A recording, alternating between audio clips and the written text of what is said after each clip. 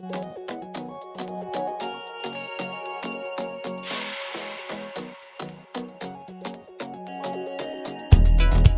guys so much for having me. I'm very, very excited to be here and to talk about this topic. It's, really important one. I think that can often be overlooked when we're looking at areas of need. We focus a lot on making sure that people have a safe living situation and have those needs of um, food, shelter, all of that. And sex education is a really important part of that as well when we're looking at just the whole being of a person. So we are here today to talk about supporting caregivers of foster and unhoused youth with sex education. I know we just did a little bit of an intro with me, but to give a little bit of my educational background, I have a master's in education. I have been a board certified behavior analyst since 2018. I am also ASECT certified as a sexuality educator, and ASECT is the American Association for Sexuality Educators, Counselors, and Therapists. And then I'm also a certified behavioral sexologist, level 1 and level 2. And then I serve on the bylaws committee for ASECT as well.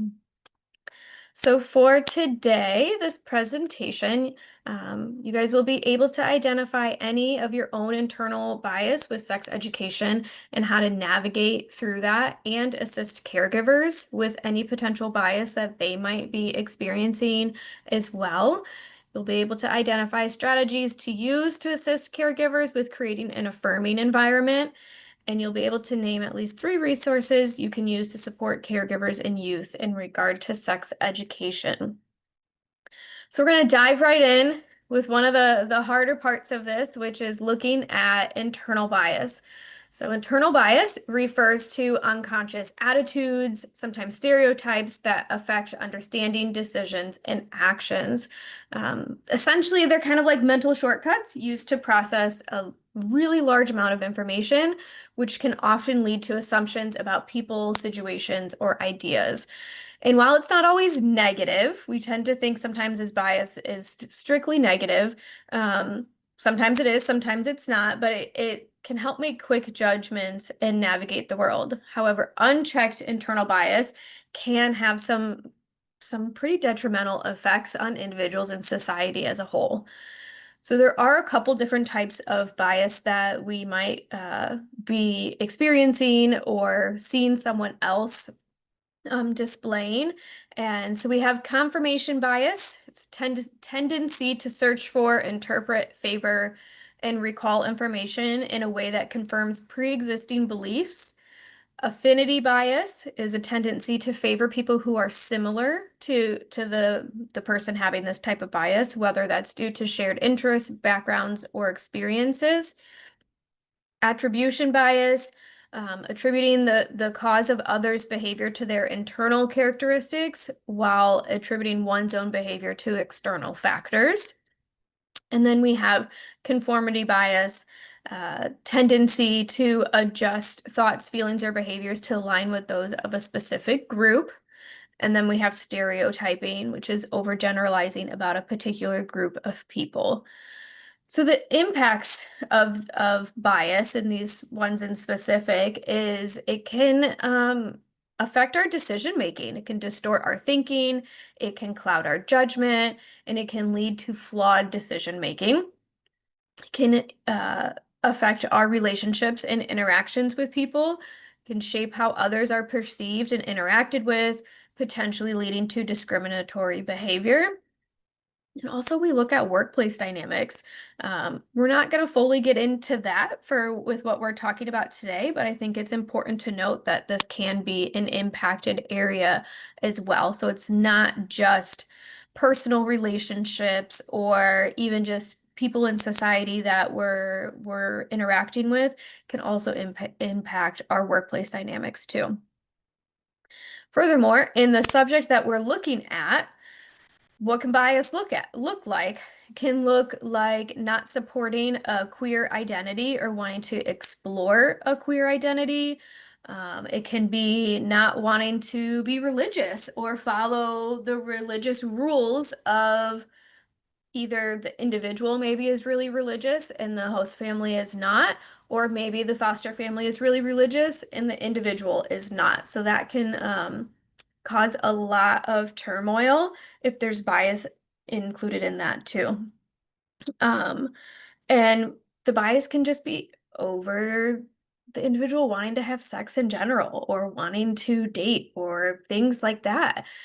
Testing positive for an STI or maybe even looking at what options there are if someone becomes pregnant. All of those can lead to a lot of divisiveness, a lot of rifts in relationship because bias is typically involved if it hasn't been examined.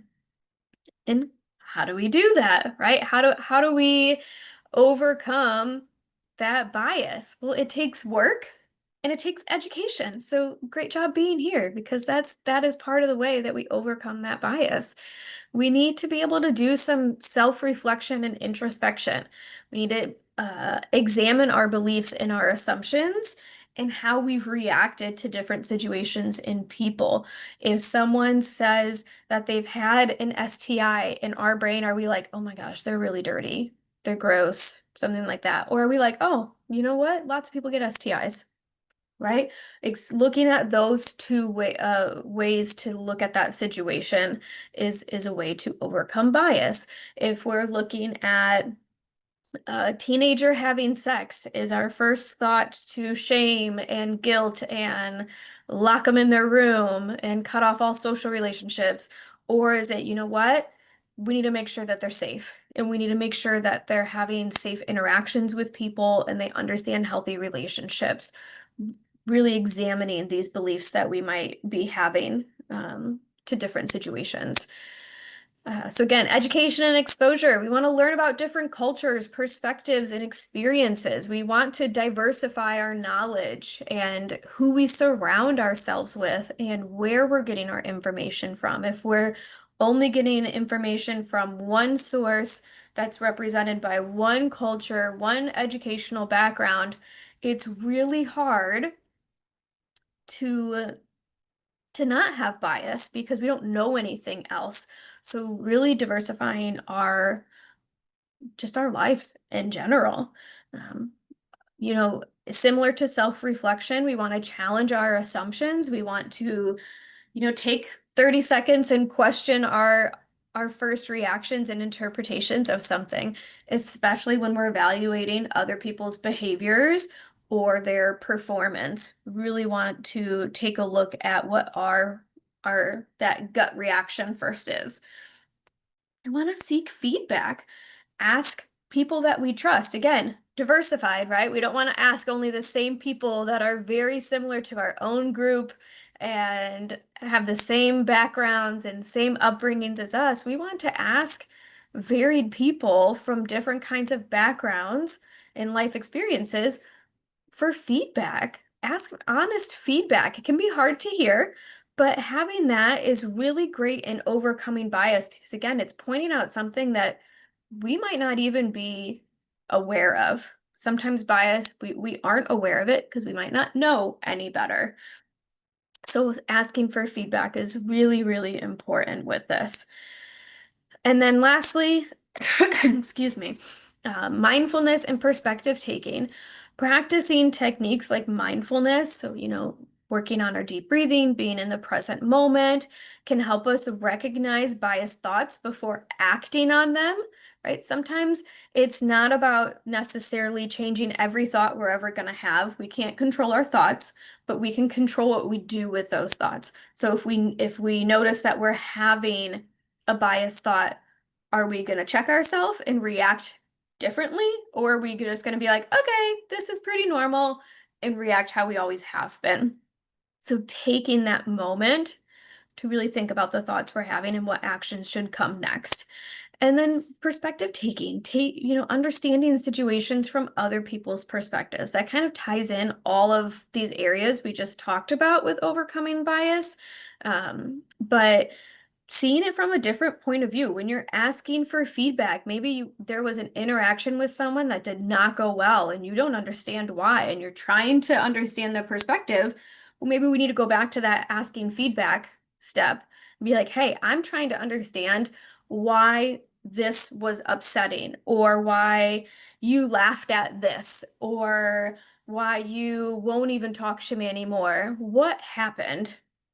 What can I be doing better or different, or, whatever it may be. So that's really important as well. Okay. So when we're looking at proactive strategies to helping caregivers, we, I want to note that these can be used with caregivers and also directly with youth. So these are things that you can help guide a caregiver with. These are also things that you can model directly with the youth for the caregiver to watch, and then maybe next time they do part of it, and it's a learning experience together. But first and foremost, it's okay to not know things, especially in the world of sex education. So many of us, every person you could ask has a different experience with sex education and how they were taught things or not taught things, or where they learned things, and all of that. So it's okay to be like, you know what? My sex education was not great. I might not know the answer. Let's figure it out together, right? So it's okay to tell the caregivers or the youth in the home that we don't know. But hey, are you more comfortable if I go and look it up and come back? Or would you like to look it up together? And looking it up together, it's a great suggestion, because not only does it create trust and show that you're dedicated to helping them, but it gives you an opportunity to show the youth places to look for accurate information and not just trusting that everything on the internet is real. Right? Because that's a huge part of sex education too, is where are people getting their information from? If we're not having the conversations, where are they going to go? Peers, online, pornography.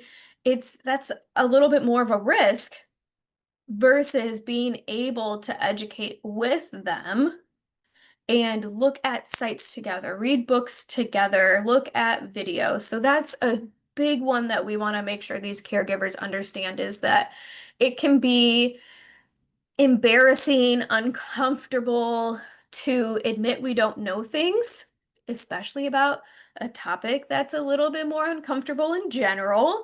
So it's like a double layer of uncomfortableness. We're talking about sex and we're saying we don't know something. That can be a big point for a lot of adults.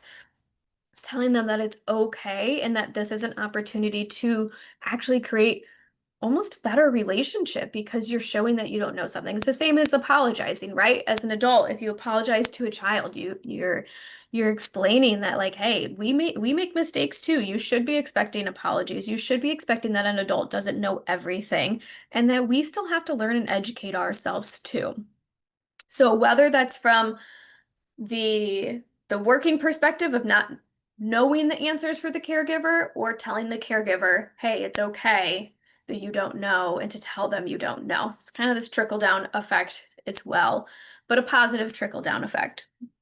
Something else to consider when you're doing home visits or talking with the caregivers is, are they modeling any of the behaviors that they're trying to work on and they're having trouble with the youth in their own home? So for example, if the individual keeps getting notes home from school or an after school program or sports that's saying, like, hey, they're really not respecting people's boundaries.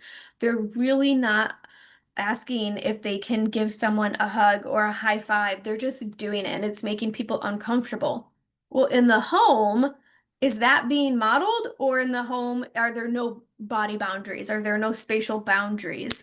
So that's something to keep in mind too, is if there is some kind of challenging behavior that's happening, is the replacement behavior that we want being modeled?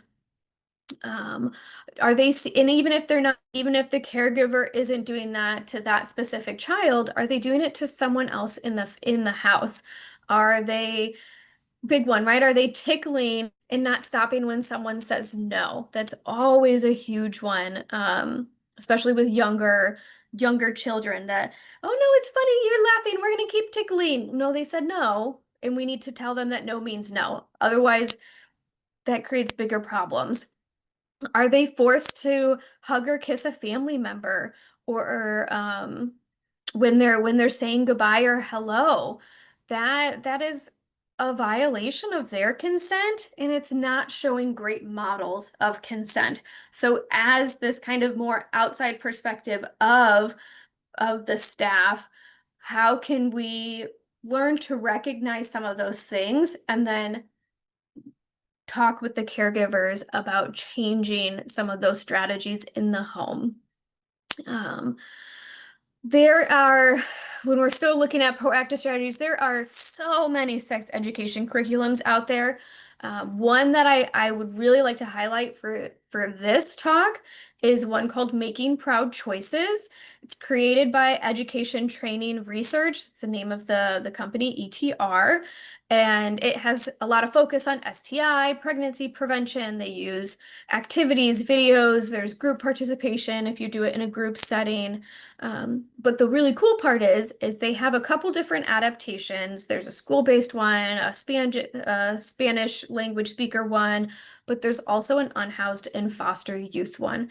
And it's the only one that I know of, not saying there's not more out there, but it's the only one that I know of that is specifically for this population. So it's a really great resource too, that if you have maybe a group of individuals that are all around the same age and all of the caregivers are like, yeah, let's do some sex education. We kind of don't know what to do, but we all recognize this need within our individuals. This can be one to look into. And they can do it individually, you can do it together, you can adapt it as needed for the setting, but it's a really, really great resource. And then lastly, on this slide, we really want to use our community supports. I always say that there's the idea of it takes a village, right? It's a real thing. It takes a village to raise children and to raise youth and to just have a successful society. It's a very underutilized tool.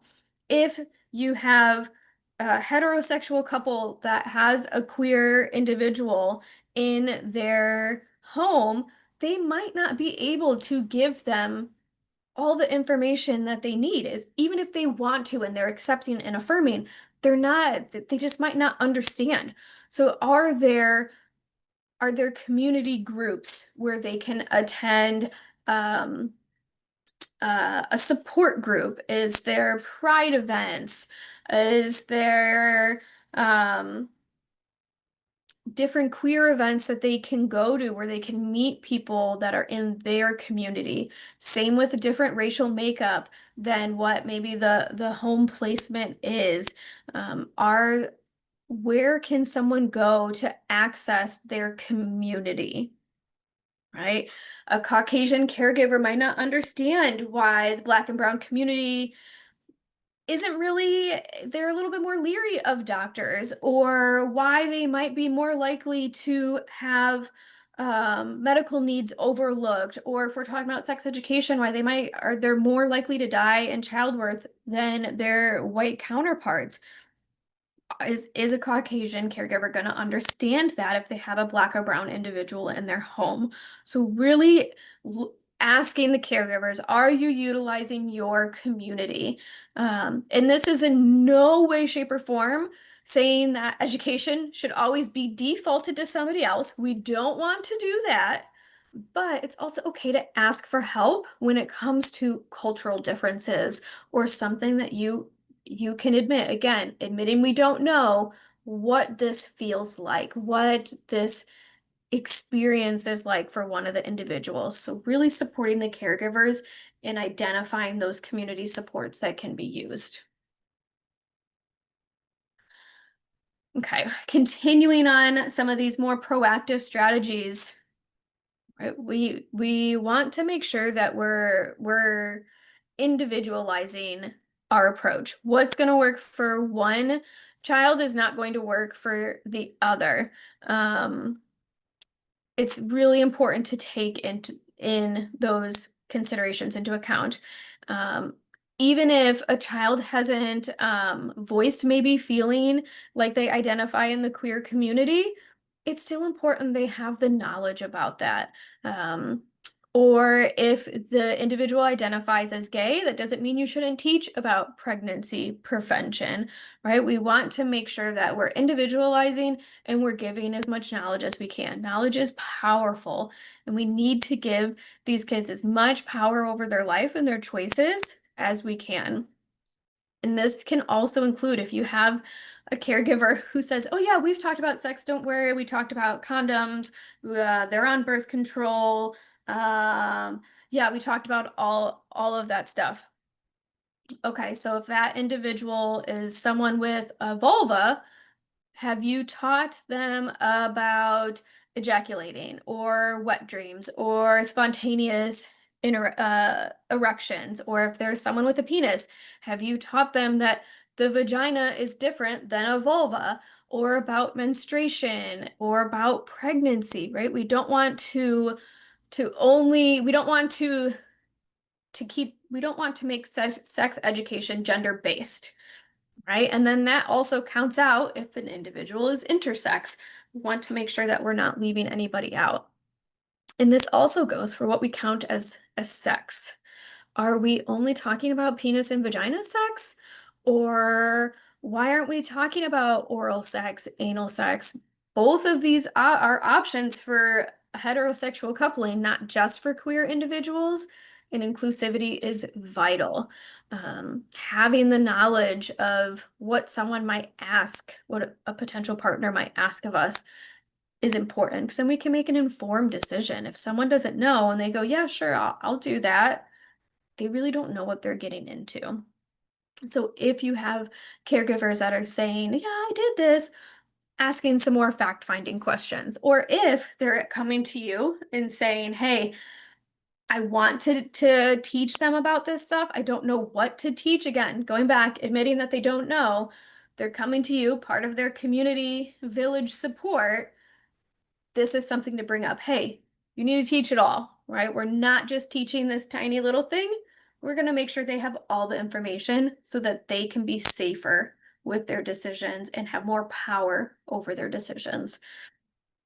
If we're looking at a child who potentially has a disability of some kind, again, making it individualized, might need to slow down, excuse me, slow down our teaching. We might need to look at how do they take information in the best. Do we need more visuals versus a back and forth conversation? Do we need social stories?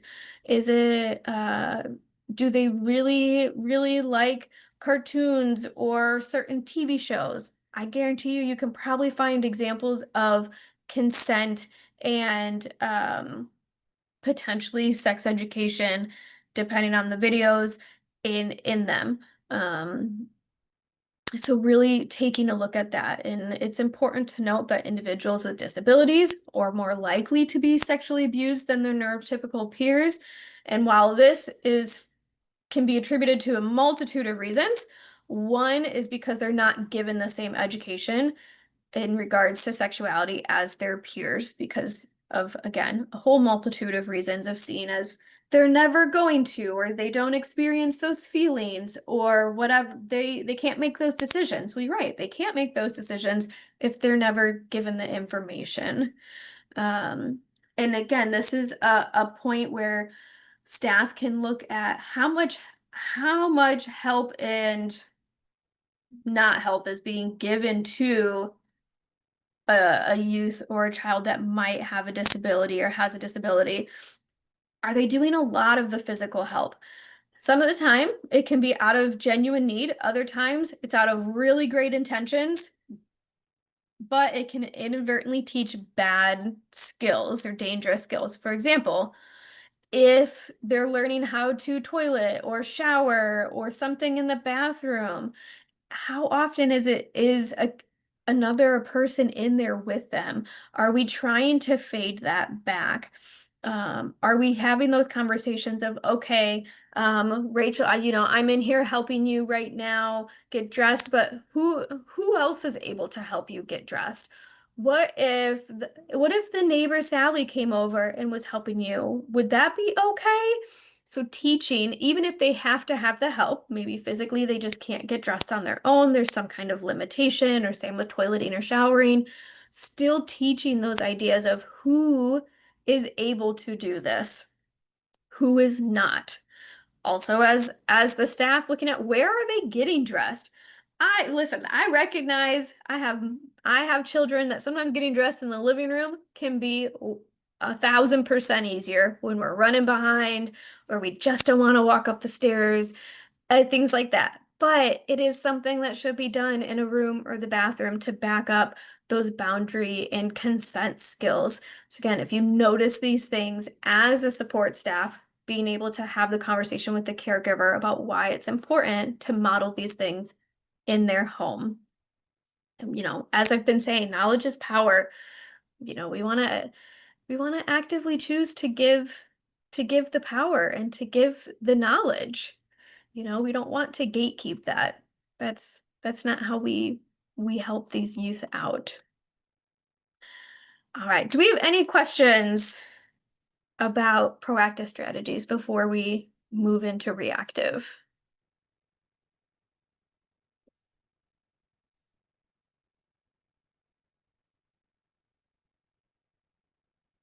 I have a tiny bit more in case someone's typing in the chat. It's also okay if you don't have questions or you want to save till the end.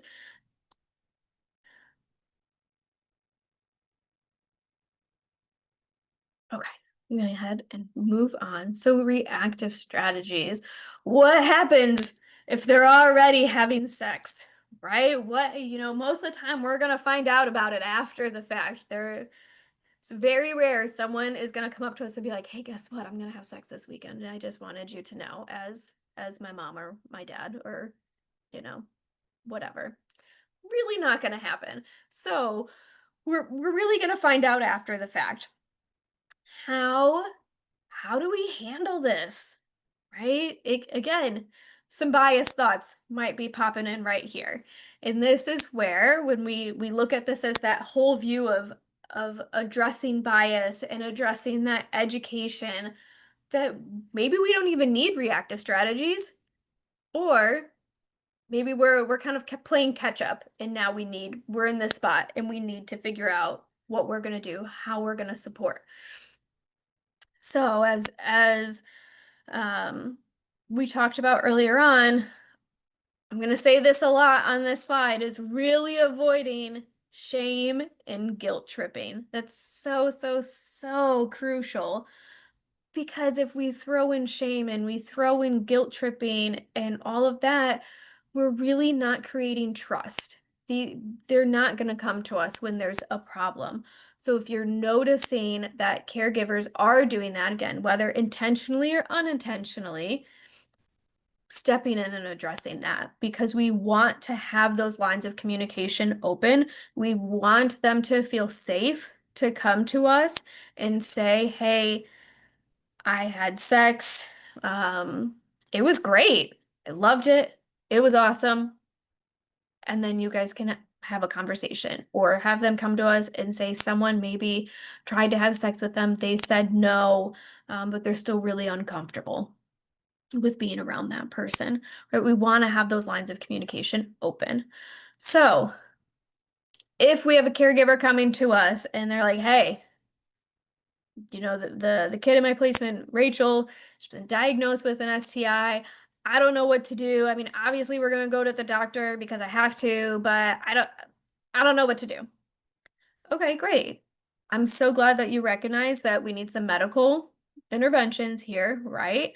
Also normalizing it. Reality is most people are going to be diagnosed with an STI at one point in their life. It happens. Not that we don't want to take steps to not have it happen.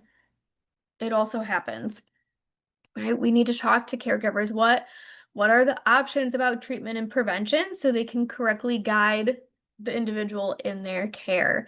Um, if we're looking at different types of interaction, um, if it's a queer individual having sex, have we still talked about barriers? Have we talked about condoms?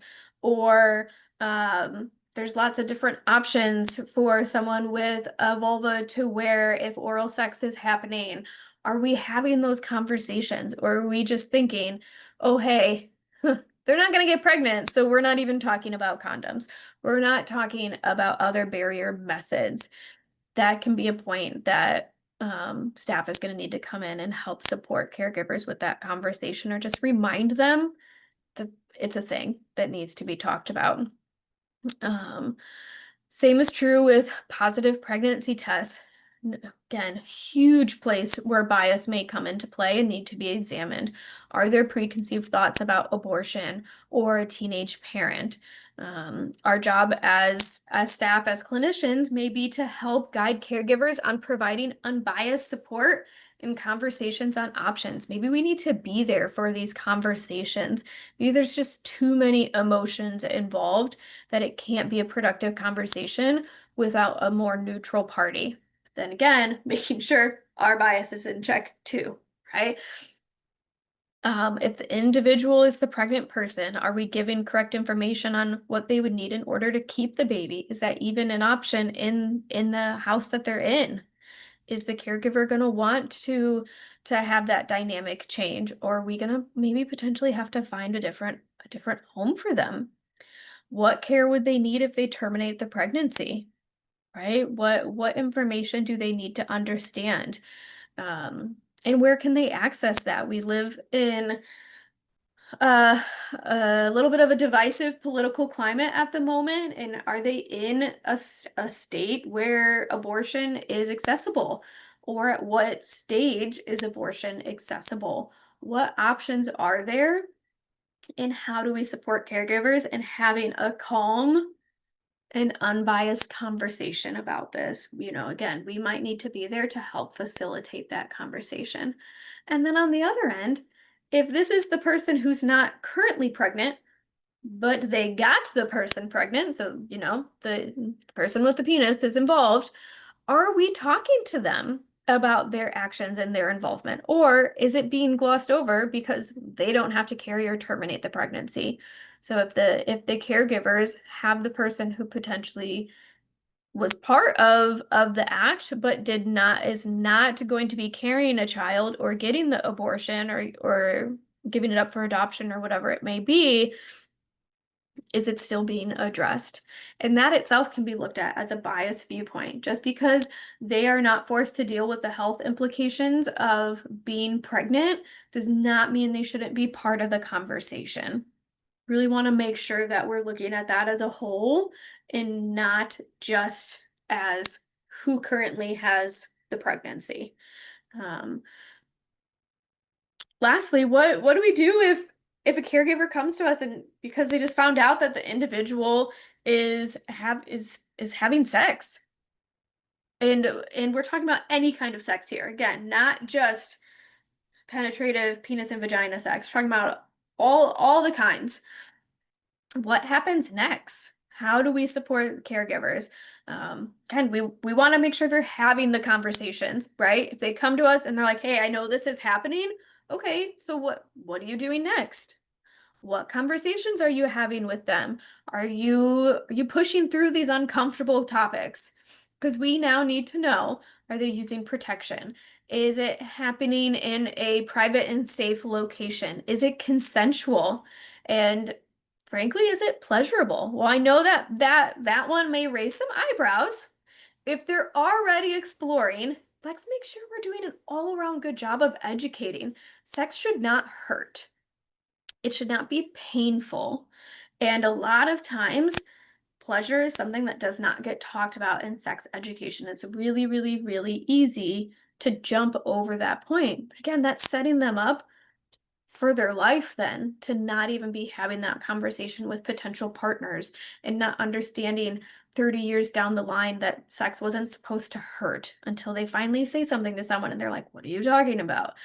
So To me, that is just as important as ensuring it's consensual and there's barriers of some kind and they're not engaging in risky behaviors because it's in a public location. So, talking to the caregivers about, okay, you found out they're having sex. What information do you have? Did you have that conversation with them? Oh, no? Okay, we need to do that. And then following up on that end as well, making sure that conversation did happen. And once again, making sure we're not shaming and guilt tripping. Um, an action has already been done at this point. If we're to this stage of reactive strategies, an action's been done. We have somehow found out about it. So now it's our job to help the caregivers and the individuals navigate these things that happened and any potential consequences that may be happening. Again, that shaming can lead to secrecy and a lack of trust. We'd rather they come to us and not that we have to go digging for information or we find out because they got caught somewhere again in a public place or by someone else's family members or caregivers or whoever it may be. Really want to make sure that we're just continuing these conversations and not just putting in a bunch of punishments and taking things away from people, stuff like that, because it's not addressing the core need at the time. Any questions on this one?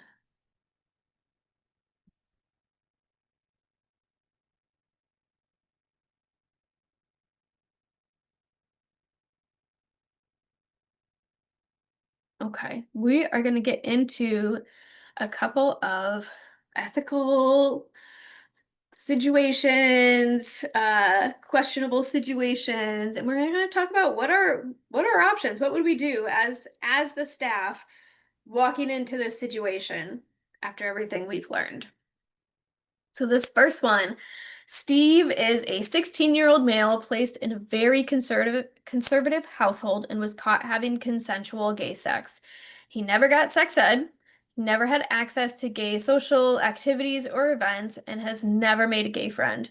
Steve's foster parents used this situation to justify restricting his internet access and ground him from seeing any friends. How can we support both the foster parents and Steve? What would we do here?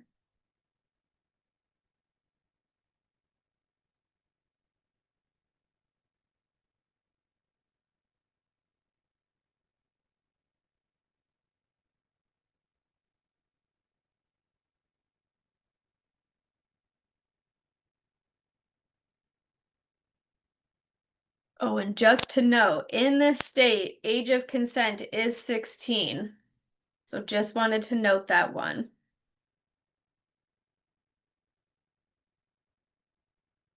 So both Steve and the individual that he was caught with were 16, so don't have to worry about that legal standpoint. Okay, so someone said talk about barrier methods and options for STI prevention. Okay. But remember, the caregivers in this situation don't want Steve having sex at all, especially not with another male. So they don't even want to talk about barrier methods.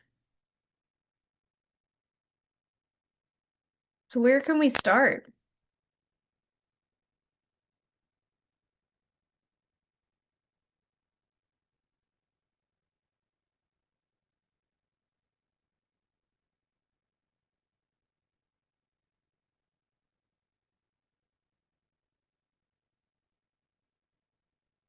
Or we can even say, who can you talk about barrier methods and options for STI prevention with?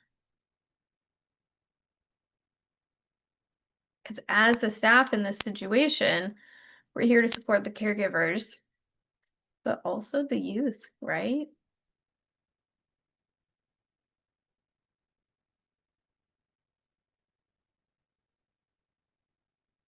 So we can start by having conversation with Steve about those options in terms of barrier methods, STI prevention, just kind of sex education in general. Great that it was consensual. should still touch on that, right? And talk about what consent looks like. Maybe then with the foster parents, we start with that bias. We talk about that and what are their internal bias? What are we kind of up against in terms of being able to provide sex education and an affirming household? Because we need that bias is just coming in a little bit too strong to get to that point. So that's what we can do is really address that internal bias at this point, talk about those options and, talk about those community supports. Maybe we get to a point where foster parents are generally okay with the situation, but they don't want to have those conversations. Okay, well then let's lean into our community supports. Let's see what other um, adults can be positive influences in Steve's life. Awesome. Okay, next one. Nick and Madison are both 17 years old and in the foster system, but live in different houses, see one another at school and other foster community events. They were caught having sex a few weeks ago and were forbidden to see one another, and now Madison has taken a positive pregnancy test.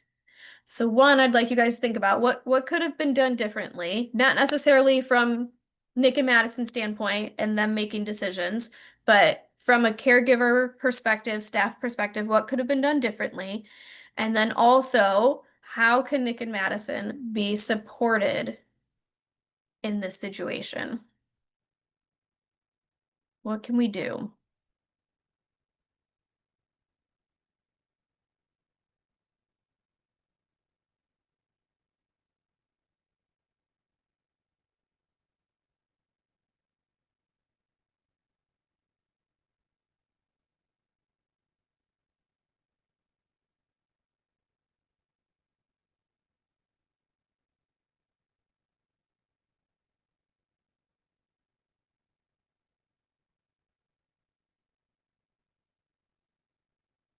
Think about it. Where could caregivers have done something a little bit different? Where could ourselves as staff done something a little bit different? And then how can we support them now that Madison has had a positive pregnancy test? Some things we can do.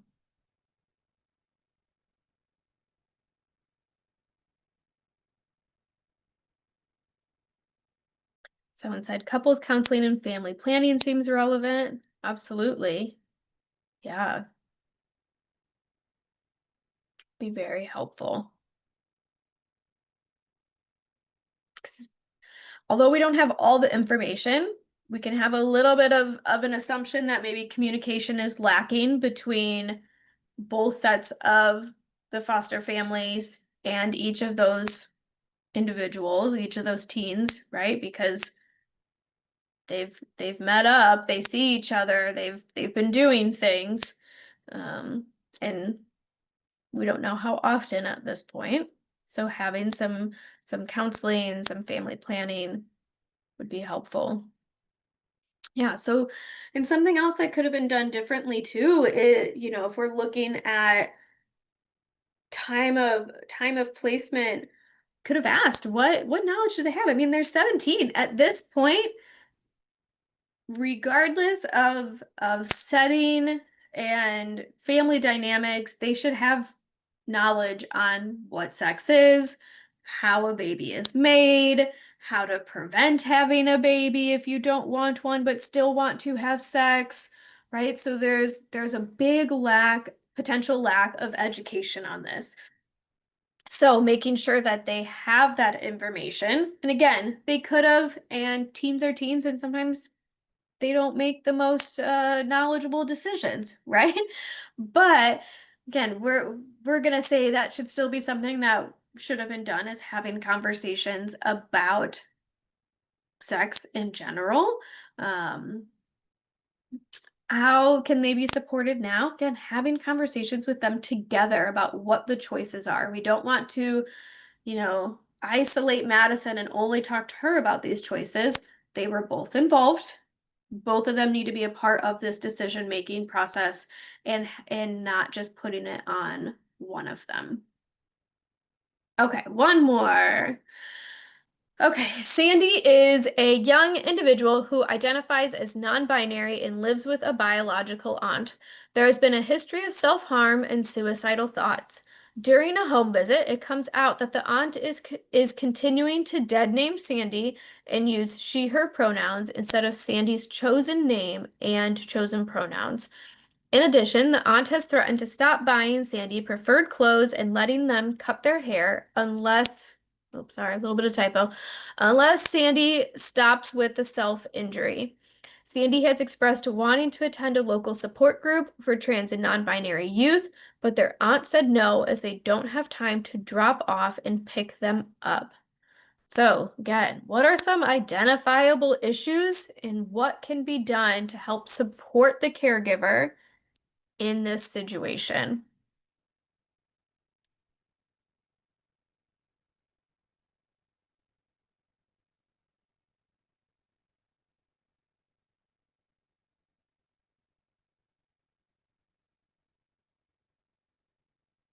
Any ideas? I know there's a lot going on in this scenario.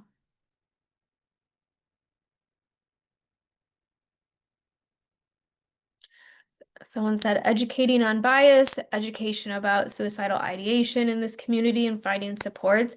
Absolutely. And I like that you said suicidal ideation in this community. Although we didn't fully get into it, there is higher rates of suicide, self-harm, suicidal ideation in the queer community, especially if you are living in an environment that is not supportive and affirming. So that's definitely a great place to start is talking about the realities of that. And we don't want to come, I get a lot of people say, well, I don't want to like doom and gloom. Well, we need to sometimes, especially like who are we supporting at this point? They're already having self-harm and they're having suicidal thoughts. I think it's the time to come in and be like, this is reality and this is what could happen if we don't make changes. In supporting the caregivers on that change, modeling for them how they can be affirming and what they can do.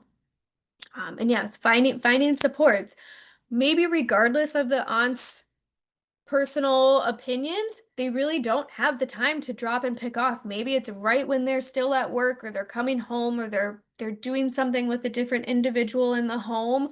How can we still let Sandy go to the group that they want to and have that support? Do we have can someone else at the group pick them up and drop them off? Is there another family member or a neighbor or a friend? There's again using those community supports be really important in this one. Awesome. All right, that brings us to the end. So I don't know if there's any questions now that we've gotten to the end. Any thoughts, comments? I'm here for it all. And thank you guys for participating in those situations, giving your ideas for what can be done to help support.